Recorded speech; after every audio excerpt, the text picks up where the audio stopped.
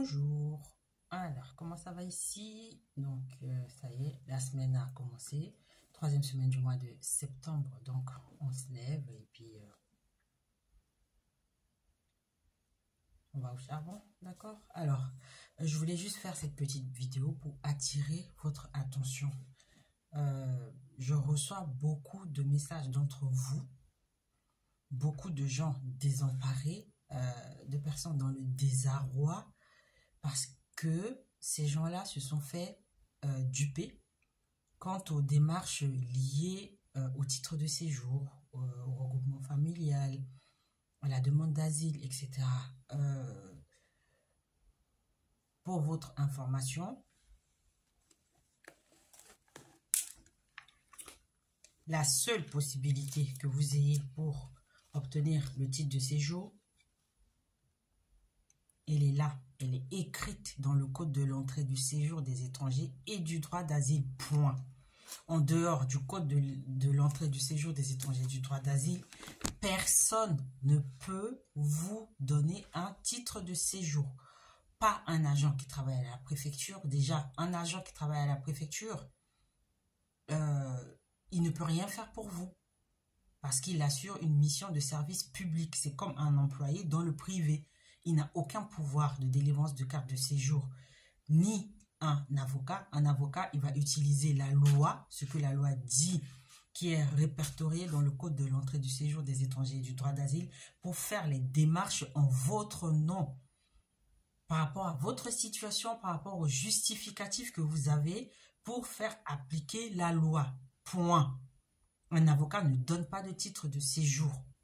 Et encore moins des associations, des entreprises, peu importe, personne d'autre que le préfet, qui est le représentant de l'État dans la région, en région, ou le préfet de police de Paris à Paris, parce que Paris a un statut particulier, c'est à la fois une région et un département.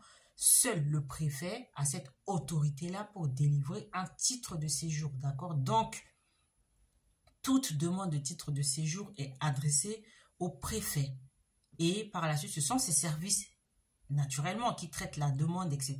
Lui, il paraphe, parce qu'il y a le chef du bureau des étrangers en France, d'accord? Il y a le directeur du séjour des étrangers, etc. Donc, ce sont les services préfectoraux qui sont habilités à délivrer un titre de séjour. Donc, ne vous faites pas avoir.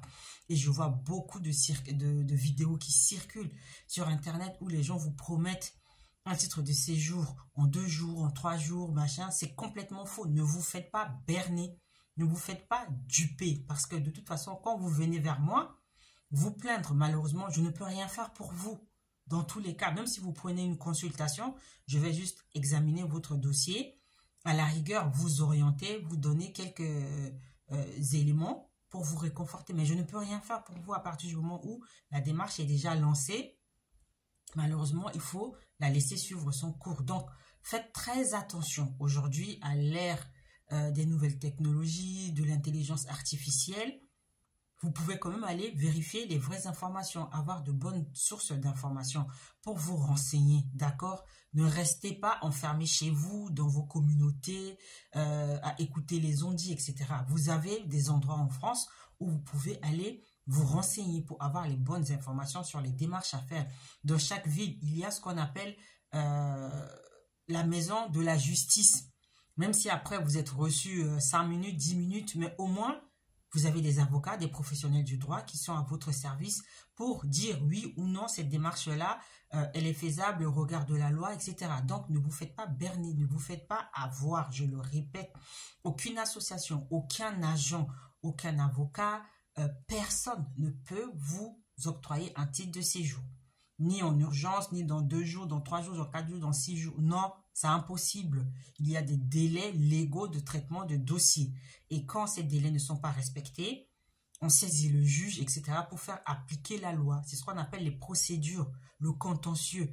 Et donc, c'est uniquement à travers cette démarche que vous pouvez obtenir un titre de séjour. Mais la personne habilité à donner un titre de séjour, c'est le préfet. Point. En dehors du préfet, personne d'autre ne peut vous donner un titre de séjour. D'accord?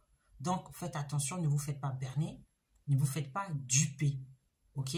Vérifiez bien l'identité des personnes qui disent pouvoir vous aider. Si c'est une entreprise, vous avez des numéros SIRET ou sirènes, vous allez sur le site de l'INSEE, vous tapez, vous allez avoir, ou dans le répertoire des métiers ou des nationales des entreprises, vous tapez le numéro SIRET, vous allez avoir l'information sur l'entreprise qui est immatriculée. Sur le site de l'INPI, vous allez avoir, parce qu'une entreprise légale, elle est immatriculée. Donc, vérifiez d'abord les informations quand c'est une entreprise individuelle ou quand c'est une entreprise personne morale. Vérifiez ces informations-là et ces entreprises-là sont obligées de vous donner les éléments permettant de les identifier. Ce sont des obligations légales.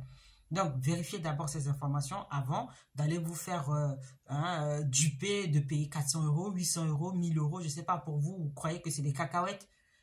Vous allez donner 1000 € comme ça à quelqu'un dont vous n'avez même pas vérifié l'identité.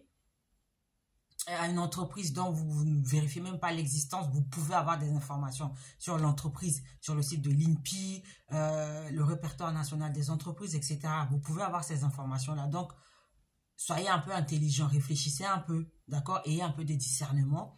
Vérifiez d'abord les sources des informations, l'identité, la véracité de l'existence de ces entreprises-là avant d'aller leur donner votre argent. Parce que si vous revenez vers moi, je ne peux rien faire pour vous. Et puis moi, je ne suis pas une association, je suis une entreprise. Donc, vous venez, vous prenez une consultation, vous payez. D'accord? Donc, faites très attention. Faites très attention. D'accord? J'attire votre attention. Je fais cette vidéo-là pour vous sensibiliser, pour vous dire attention. Attention, il y a beaucoup de tromperies, de duperies, d'accord? En ligne. Donc, soyez prudents, soyez vigilants, vérifiez les informations, d'accord? Avant d'aller confier votre dossier. Et puis, dans tous les cas, quand vous faites les démarches, les originaux, on ne donne pas des documents originaux à une entreprise, etc. Quand vous avez un rendez-vous à la préfecture, on vous demande toujours des copies de vos originaux. Les originaux servent juste à vérifier l'authenticité des copies que vous fournissez. Donc, vous ne donnez pas de documents originaux à des entreprises qui vous accompagnent, ni à des associations. Vous faites toujours des copies. Gardez toujours vos originaux sur vous et scannez les documents, envoyez-les dans votre boîte mail, faites beaucoup de copies, gardez, on ne sait jamais, parce que ce sont des documents, numérisez les documents, hein, sur un disque dur externe, sur une clé USB, sur votre ordinateur, envoyez-les dans vos boîtes mail, ça peut vous servir un jour.